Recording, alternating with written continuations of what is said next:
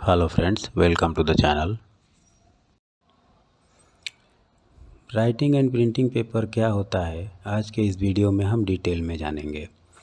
हम रोज़ जो paper use करते हैं, जैसे नोटबुक्स के लिए, बुक्स के लिए और प्रिंटिंग के लिए, पर एक सवाल उठता है, क्यों कुछ पेपर पे लिखना स्मूथ होता है और कुछ पेपर पे प्रिंटिंग परफेक्ट आती है।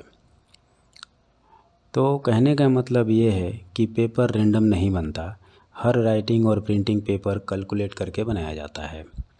आज मैं आपको पेपर की थ्योरी नहीं, बल्कि पेपर के पीछे का लॉजिक समझाऊंगा। राइटिंग एंड प्रिंटिंग पेपर का मतलब सिर्फ सफ़ेद कागज़ नहीं होता। इस पेपर को ऐसा बनाना पड़ता है जिससे पेन से लिखने पर इंक कंट्रोल में रहे, प्रिंटिंग में डॉट स्प्रेड ना हो, मशीन पर स्टेबल रहे। इसीलिए इस पेपर का fibre selection, GSM, surface treatment सब कुछ प्लान्ड होता है। Fibre and raw material selection से पेपर की क्वालिटी डिसाइड होती है। फाइबर के मेनली दो काम होते हैं, पेपर को स्ट्रेंथ देना और सरफेस को स्मूथ बनाना। इसीलिए मिक्स होते हैं लॉन्ग फाइबर और short fibre. Long fibre strength के लिए और शॉर्ट फाइबर जो है स्मूथनेस के लिए। फाइबर लेंथ को कंट्रोल करना सबसे इम्पोर्टेंट काम होता है। अगर यहीं गलती हुई तो पेपर वीक, डस्टी या रफ हो जाता है।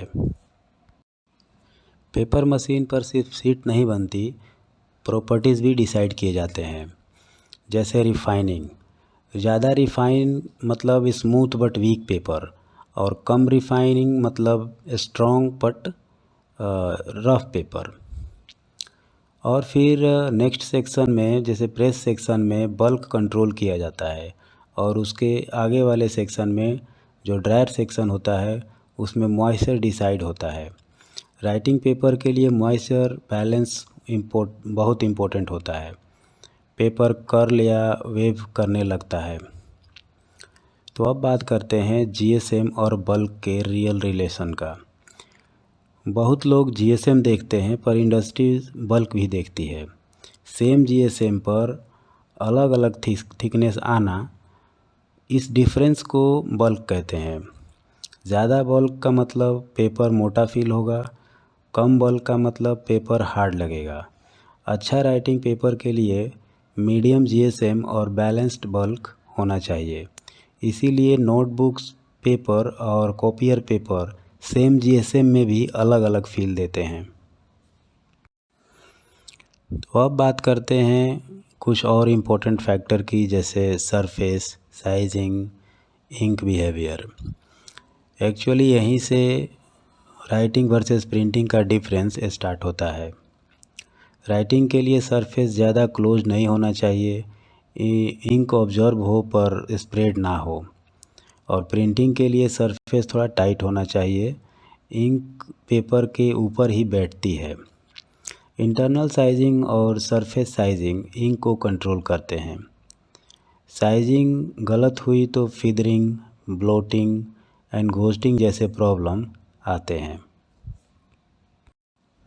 Printing problems and paper connections, मतलब पेपर से होने वाले प्रॉब्लम, जैसे प्रिंटर में पेपर का जाम होना, इंक का ब्लर होना। अक्सर प्रॉब्लम मशीन नहीं होती, पेपर भी होता है।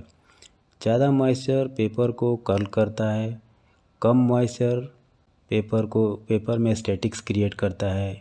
इनकी वजह से पेपर प्रिंटर में जाम होता है।